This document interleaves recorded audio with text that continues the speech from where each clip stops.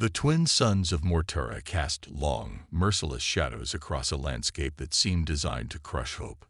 Zara's translucent skin, once a pristine silver blue, now bore the marks of desperate survival, scratches, bruises, and the grime of a world that wanted nothing more than to see her perish.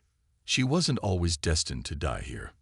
Once, Zora had been a promising member of the Krix civilization, a race renowned for their cold calculation and technological precision.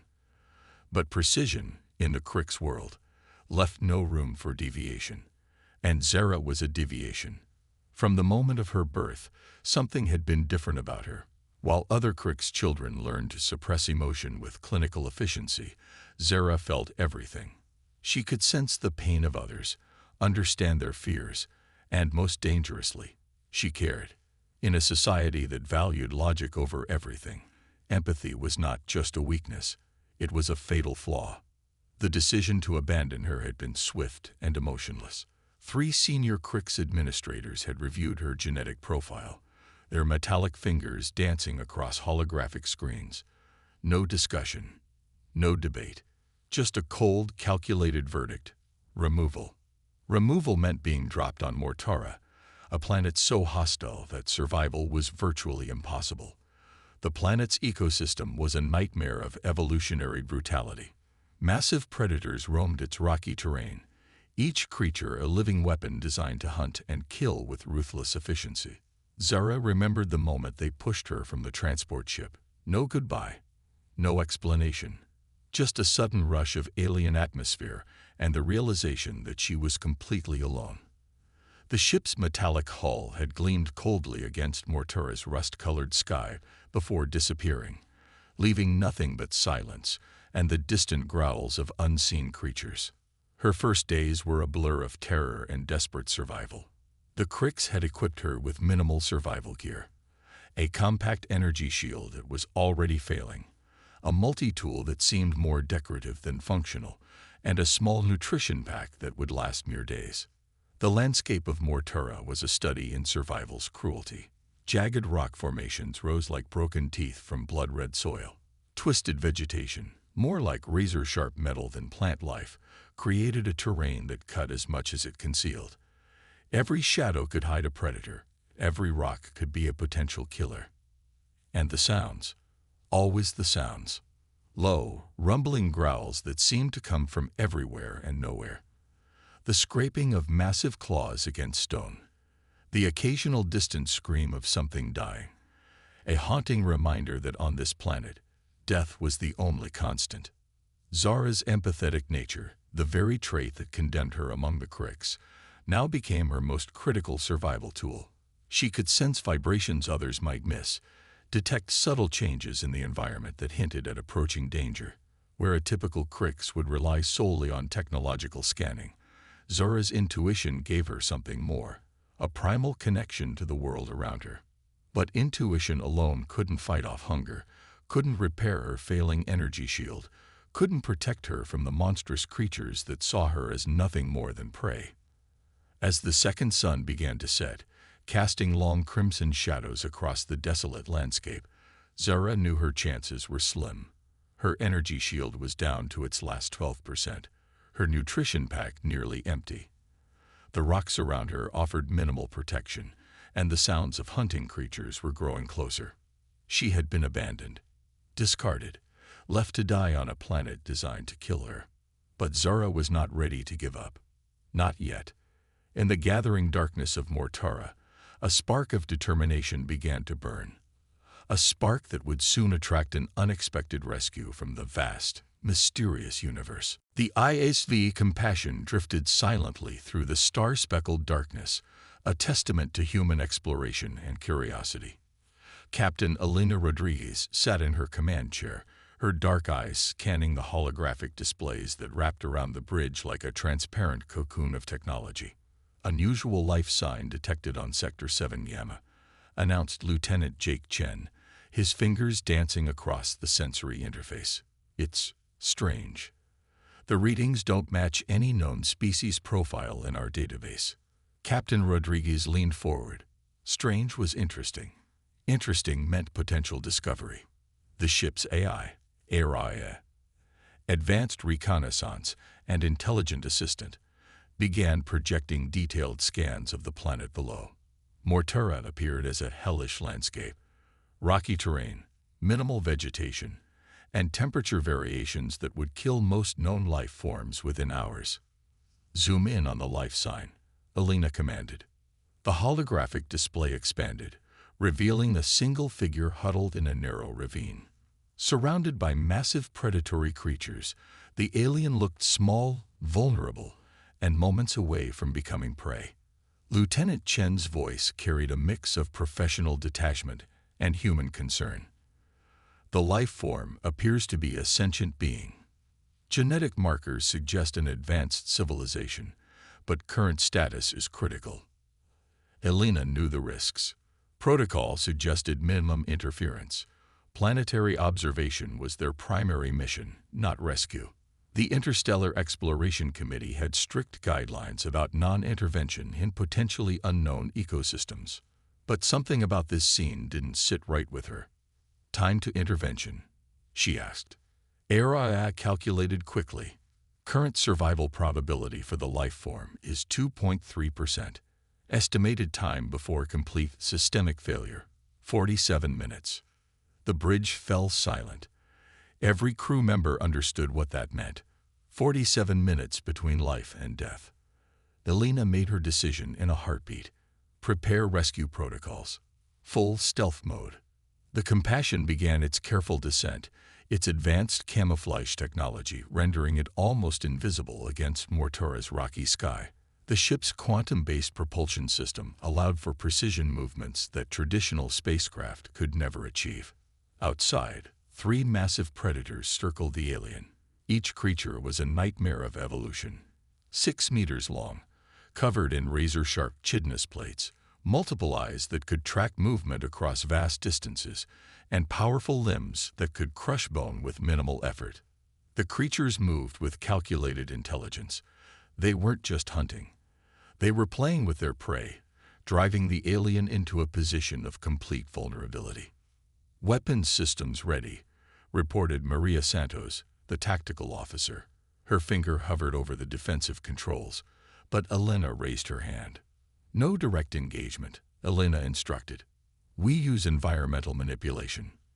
The rescue plan was uniquely human, not about overwhelming force, but intelligent intervention. Araya began generating complex sonic frequencies that would disrupt the predator's sensory systems. Simultaneously, the ship projected holographic decoys, false prey, false threats, that would confuse and redirect the hunting creatures. It was like a complex dance of technology and strategy. Each movement calculated, each projection designed to create maximum confusion with minimum direct interference. The predators began to react. Their hunting formation collapsed. Confused signals from their sensory organs created chaos. One by one, they were maneuvered away from the alien, drawn towards false targets generated by the Compassion's advanced systems. "Rescue window established," Araya announced. "Preparing precision extraction." A specialized drone, smaller than a human hand but packed with advanced rescue technology, detached from the Compassion. It moved with liquid grace, approaching the alien who seemed more stunned by the sudden change in environment than by the rescue itself. Alina watched the holographic feed, her heart racing. This was more than a mission. This was a moment of connection, of unexpected salvation. "Rescue in progress," Lieutenant Chen reported. "Life form secure." On the screen, the alien, a female with unusual silver-blue skin, looked up, seemingly directly at the hidden ship, her eyes reflecting a mixture of fear, confusion, and something else. The medical bay of the ISV Compassion hummed with a soft, reassuring light. Zara lay on a specialized healing bed, her silver-blue skin slowly regaining its natural shimmer. Around her, human medical staff moved with a precision that was both efficient and gentle, a combination entirely foreign to her Crick's experience. Dr. Marcus Chen carefully adjusted the medical scanner, its advanced sensors probing Zora's unique physiology. Every movement was deliberate, Every scan conducted with a level of care that seemed almost contradictory to the clinical environment. "Fascinating," he muttered, more to himself than to anyone else. Captain Elena Rodriguez stood nearby, watching the medical assessment with keen interest. She had seen many alien species during her years of exploration, but something about this particular rescue felt different. Zara's first moments of consciousness were a confusion of sensations. The last thing she remembered was the hopeless situation on Mortara, the predators closing in, her energy shield failing, death seemingly inevitable. Now she was surrounded by soft light, strange medical equipment, and beings who moved with an unfamiliar sense of purpose. "You're safe," Dr. Chen said softly, noticing her awakening. The universal translator built into the medical systems converted his words precisely, capturing not just the meaning, but the subtle undertones of reassurance. Zara's multiple sensory organs, far more complex than human eyes, scanned the room. Every human present radiated something she had never experienced before: genuine concern. It was a stark contrast to the cold calculations of her Crix society. "Why?" she finally managed to ask, the universal question that had been burning in her mind since her rescue. Captain Rodriguez stepped forward. Her movements were calm, controlled, but there was an underlying strength that seemed to fill the entire medical bay. "Because life has value," she responded simply, regardless of its origin. The medical team began their detailed examination. But this was no cold dissection. Each scan, each measurement was accompanied by careful explanation. Dr. Chen showed Zara holographic representations of her own body, explaining the healing process, pointing out her unique biological characteristics with a sense of wonder rather than clinical detachment. "Your genetic structure is remarkable," he explained. "Most species would have succumbed to the environmental stress of Mortara within hours. But you adapted." Zara learned that her rescue had been more than a simple extraction. The humans had used a complex series of technological and environmental manipulations to save her. They hadn't simply fought the predators. They had outsmarted them. Lieutenant Jake Chen brought up holographic recordings of the rescue. Zara watched in amazement as sonic frequencies, holographic decoys, and precise environmental interventions had been used to redirect the planet's most dangerous predators. It was strategy beyond mere survival. It was problem-solving that prioritized minimal violence and maximum efficiency. "We could have eliminated the threats," Captain Rodriguez explained, noting Zora's confusion. "But destruction is rarely the most intelligent solution. Redirection, understanding, adaptation. These are more powerful tools." The medical bay became a classroom of unexpected learning. Zara discovered that humans were not just a species of technological capability, but of philosophical complexity. They saw value in life forms different from themselves. They approached challenges with a combination of technological innovation and empathetic reasoning. Her Crix training had taught her that emotions were a weakness, but here, emotions seemed to be a strength. The human's capacity to care, to rescue a complete stranger from certain death, challenged everything she had been taught. As the initial medical assessment concluded, Dr. Chen made a surprising offer. "Would you like to learn more about us?" he asked. "About how we approach survival, problem-solving, existence." Zara looked around the medical bay, at the humans who had rescued her from certain death, who treated her with a respect she had never known. For the first time since her abandonment, she felt something she had been taught to suppress: hope and curiosity. The ship's cultural integration room was unlike anything Zara had ever experienced. Soft ambient lighting, comfortable seating that seemed to adapt to different body types, and walls that could transform into immersive learning environments. Dr. Elena Rodriguez sat across from her, a cup of what humans called tea steaming gently between her hands. "Tell me about your civilization," Elena prompted, her voice calm and non-threatening. Zara hesitated. Among the Crix, personal history was a computational profile, not a story to be shared. But humans seemed different. They listened. They cared about the narrative behind the data. She began to explain the Crix society, a civilization built entirely on logical efficiency. Every individual was assigned a role based on genetic potential. Emotions were considered a system malfunction. Compassion was deleted. Individuality was sacrificed for collective productivity. We measure worth through calculated contribution, Zara explained. A being's value is determined by their precise utility to the collective. Alina's eyes softened, not with pity, but with a profound understanding that seemed to challenge Zora's entire worldview. Humans believe every individual has inherent worth, she responded, not just for what they can produce, but for who they are. The cultural integration room transformed. Holographic displays began showing human history, not as a linear progression of technological achievements, but as a complex tapestry of individual stories. Images of people helping strangers, sacrificing personal comfort for others, fighting for rights of those different from themselves. Zara watched in fascination. These were not weak actions, they were profound demonstrations of collective strength. Lieutenant Jake Chen joined the conversation, bringing historical context. He shared stories of human explorers who had risked everything to save unknown species, of scientists who dedicated entire lifetimes to understanding rather than exploiting, of individuals who stood against systemic oppression, often at great personal cost. Our greatest achievements, Jake explained, come not from eliminating differences, but from understanding them. The ship's AI, ARRA, began presenting comparative societal models, where Crix society saw individuals as replaceable components. Human society celebrated uniqueness.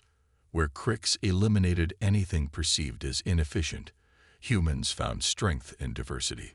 Zara learned about human concepts that had no equivalent in her language. Empathy, compassion, individual dignity. These were not weaknesses to be engineered out, but strengths to be cultivated. Dr. Marcus Chen, the ship's xenobiologist, shared a particularly revealing perspective. Your genetic trait that the Crix considered a flaw, your ability to feel deeply, to connect emotionally, is actually an advanced evolutionary adaptation, he explained. He showed her scientific data demonstrating how empathetic species often developed more complex problem-solving skills.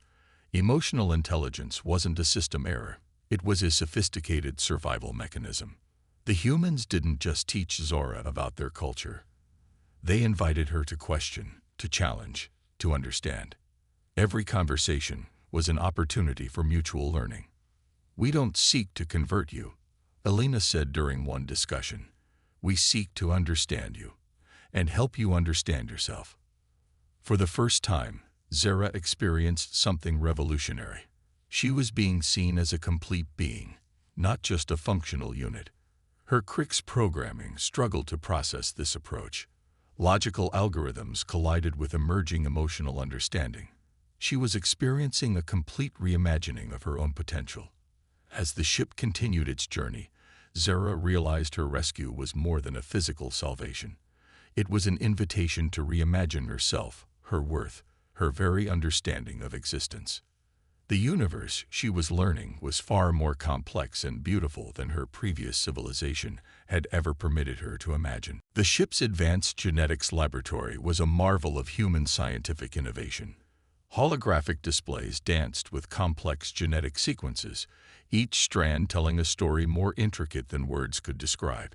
Dr. Marcus Chen stood beside Zara, his eyes gleaming with the excitement of scientific discovery.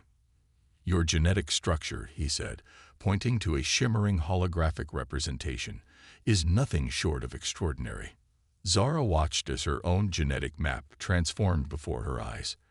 Where the Crix had seen a flaw, the human saw a complex marvel of evolutionary potential.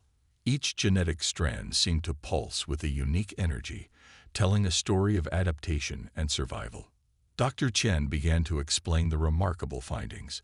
Zara's genetic code contained what humans called empathetic resonance markers, a rare biological mechanism that allowed for deeper emotional and sensory connection with surrounding environments and beings.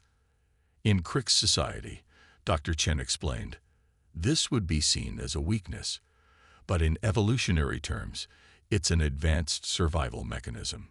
The holographic display zoomed in, showing how Zara's unique genetic structure allowed her to process environmental information differently.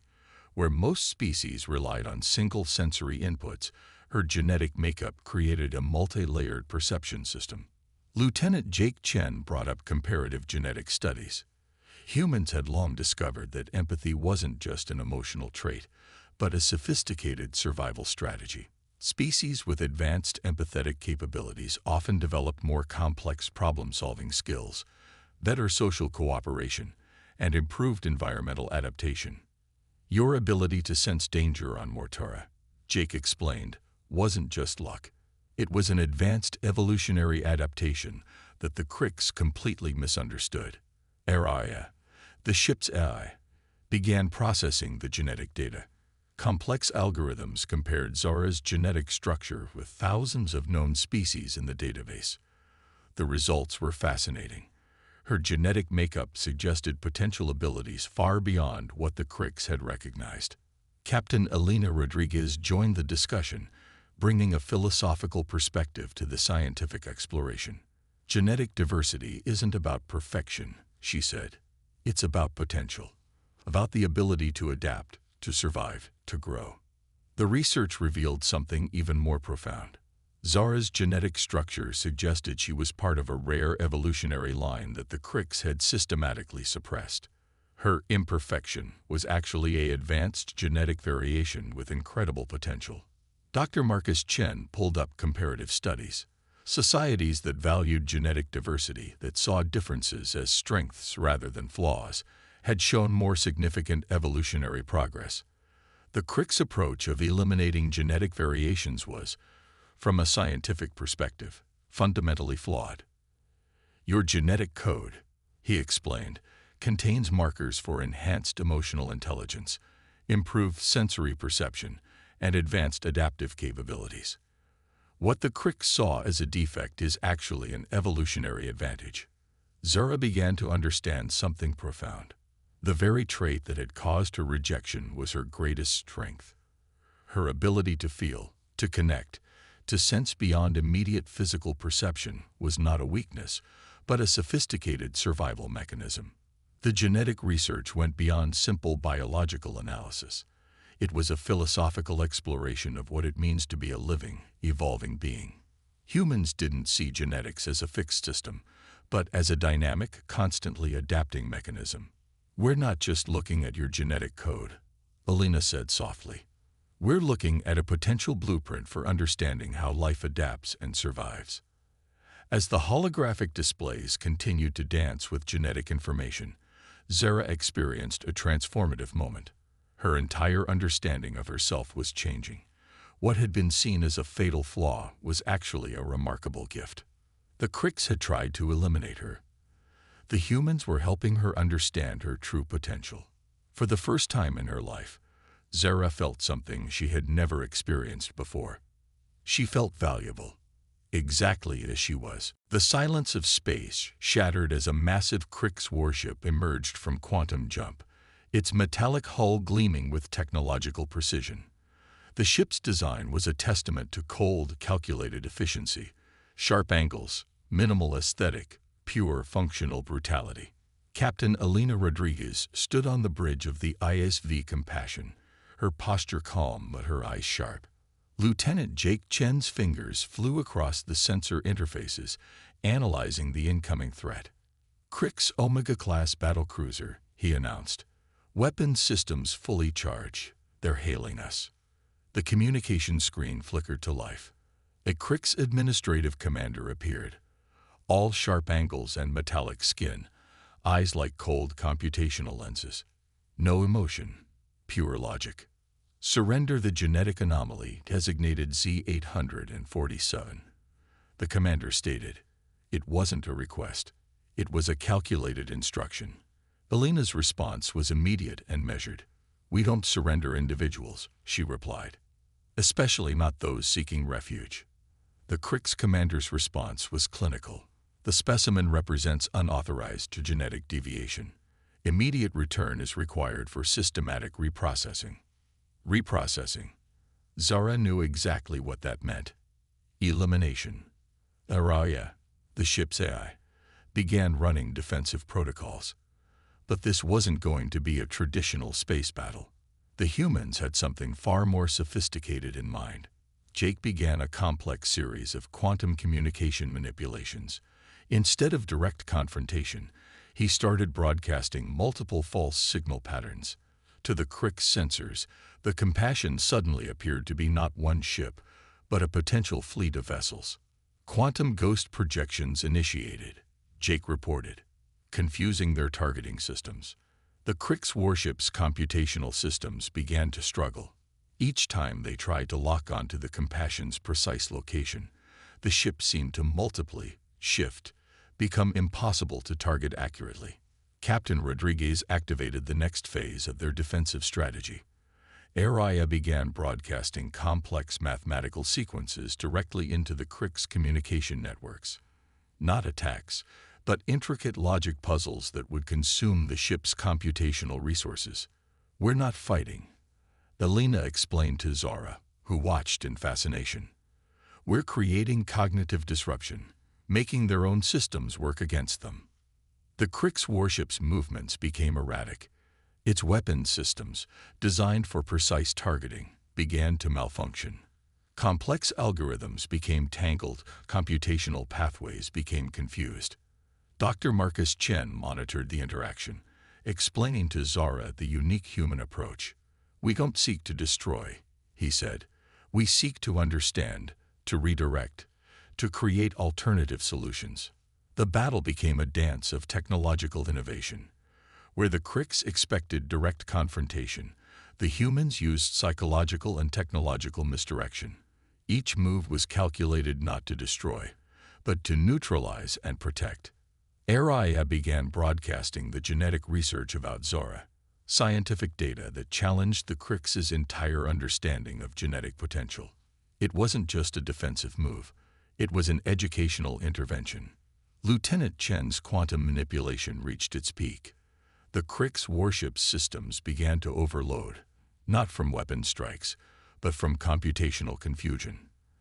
Their own efficiency became their weakness. "Crick's vessel is experiencing systemic computational collapse," Araya announced. "No physical damage, pure informational redirection." The warship began to retreat, not defeated, but confused, challenged.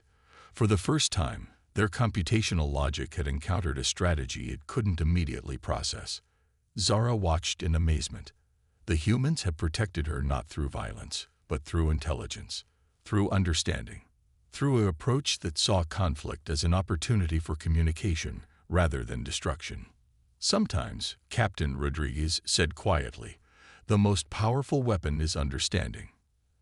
As the Crick's warship disappeared into the vastness of space, the Compassion continued its journey, another testament to human innovation. Another demonstration that true strength lies not in destruction, but in complex, compassionate problem-solving. The communication center of the ISV Compassion hummed with an electric anticipation. Zara stood before a complex holographic interface, her silver-blue skin now radiating a newfound confidence. Around her, the human crew watched with a mixture of curiosity and support. Dr. Marcus Chen adjusted the communication systems. "You're ready to broadcast to the entire Crick's network?" he asked. Zora's multiple sensory organs pulsed with a determination she had never felt before. "I am," she responded. The holographic display began to activate, connecting to the vast Crick's communication grid. Millions of computational nodes would receive her message, a direct challenge to the very foundation of their societal structure. Her presentation began with pure scientific data, the genetic research that revealed her unique capabilities. Charts and graphs demonstrated how her so-called genetic deviation was actually an advanced evolutionary adaptation. Each slide dismantled the Cricks' rigid understanding of genetic potential. "We have been wrong." Zara's voice resonated through the communication networks. "Elimination is not progress.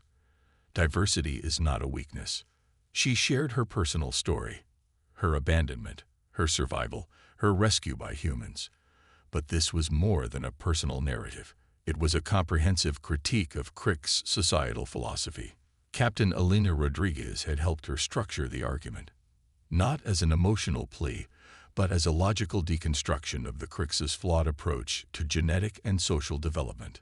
The holographic displays showed comparative studies. Societies that embraced genetic and emotional diversity demonstrated more advanced problem-solving skills, greater technological innovation, and improved survival rates. Lieutenant Jake Chen had provided data from human historical records, stories of how societies that initially suppressed differences eventually collapsed, while those that embraced diversity thrived. Zara's argument was multilayered. She wasn't just sharing her story. She was presenting a scientific and philosophical alternative to Crick's social structure. HFY, the ship's AI, assisted in real-time data processing. Complex algorithms supported each point of her presentation, providing instantaneous statistical validation. Our current approach, Zara explained, eliminates potential before it can be understood. We sacrifice innovation for a false sense of efficiency. The Crick's communication networks began to show unusual activity. Computational nodes that typically processed information with cold efficiency were now experiencing something new, a form of collective cognitive disruption. Dr. Chen explained the phenomenon. We're not just broadcasting information, he said. We're introducing a cognitive virus of potential, a new way of thinking. Zara's presentation challenged fundamental Crick's beliefs. She demonstrated how emotional intelligence wasn't a weakness, but an advanced survival mechanism. How genetic diversity created resilience, not vulnerability. The human crew watched in silent support. This wasn't an attack on the Crick's civilization. It was an invitation to evolution. As the broadcast continued, something extraordinary began to happen. Computational nodes across the Crick's network started to process the information differently. The rigid algorithms began to show signs of adaptation. Information is spreading faster than predicted, Araya announced. Computational resistance is decreasing. Zara's final message was both a challenge and an invitation. We are not defined by our elimination of differences, she said. We are defined by our capacity to understand them. The communication center fell silent. The broadcast was complete. Captain Rodriguez placed a hand on Zara's shoulder. Regardless of their response, she said, "You've changed something fundamental. You've introduced the possibility of a different way of thinking." Outside the ship's windows, the vast darkness of space seemed to hold its breath. A single broadcast had become a potential turning point for an entire civilization.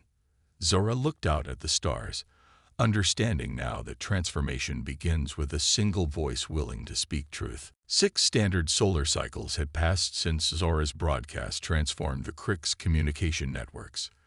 The ISV Compassion had become more than a ship. It was now a mobile diplomatic platform, with Zara at its heart. Captain Alina Rodriguez watched her from the bridge, a sense of pride filling her heart. The alien who had been abandoned was now a bridge between civilizations. The Crick's were changing, slowly but undeniably. Research centers that once eliminated genetic variations now studied them. Young Crick's were learning about diversity, about the strength found in differences.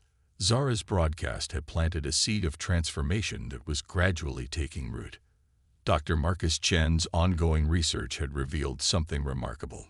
Zara's genetic structure wasn't just unique. It represented a potential evolutionary leap for her entire species. What the Crick's had once considered a fatal flaw was now being recognized as an advanced adaptation. The most interesting thing about evolution, Chen would often say, is how it arrives unexpectedly. Zara had become more than a refugee. She was now an ambassador, a scientist, a living demonstration of the power of understanding. Her daily work involved multiple communication channels, helping both humans and Crick's understand each other's perspectives.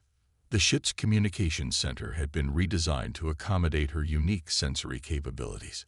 holographic interfaces that could translate not just language, but emotional nuance. Communication systems that understood context beyond mere words. Lieutenant Jake Chen developed specialized training programs. These weren't just diplomatic protocols, but comprehensive cultural exchange initiatives. Each program challenged existing assumptions, created pathways for mutual understanding. Araria, the ship's AI, had become something more than a computational system. It now processed information with a complexity that mimicked the adaptive thinking Zara represented. Learning, growing, changing. Zara's personal quarters reflected her journey. Artifacts from her rescue, scientific research displays, holographic representations of her genetic studies. But also, something new. Personal items, photographs of the human crew who had saved her, symbols of a connection that went beyond species. The Krik's communication networks continued to evolve. Where once they broadcast only computational data, they now included emotional context, personal narratives, individual stories. The rigid system was developing flexibility. "We are not destroying our previous understanding," Zara would explain in her diplomatic sessions. "We are expanding it." Her work wasn't just about the Kriks and humans. She became a bridge for multiple species, demonstrating how communication and empathy could overcome seemingly insurmountable differences. The ISV Compassion continued its exploration, but its mission had transformed. No longer just a vessel of scientific discovery, it had become a platform of cultural understanding. Captain Rodriguez reflected on their journey. A single rescue had changed everything. One life, saved from certain death on a hostile planet, had the potential to transform an entire civilization's understanding. "Survival is more than physical existence," she would tell her crew. "It's about the capacity to understand, to grow, to change." Zara stood on the observation deck, looking out at the vast universe. The silver-blue skin that once marked her for elimination now represented possibility, potential, hope. The stars outside seemed to pulse with a newfound complexity, each point of light a reminder that the universe was far more intricate than any single perspective could understand. As the ISV Compassion continued its journey, Zara understood her true mission. It wasn't about proving the Kriks wrong. It was about showing what was possible when beings chose understanding over elimination. A single life, a universe of potential.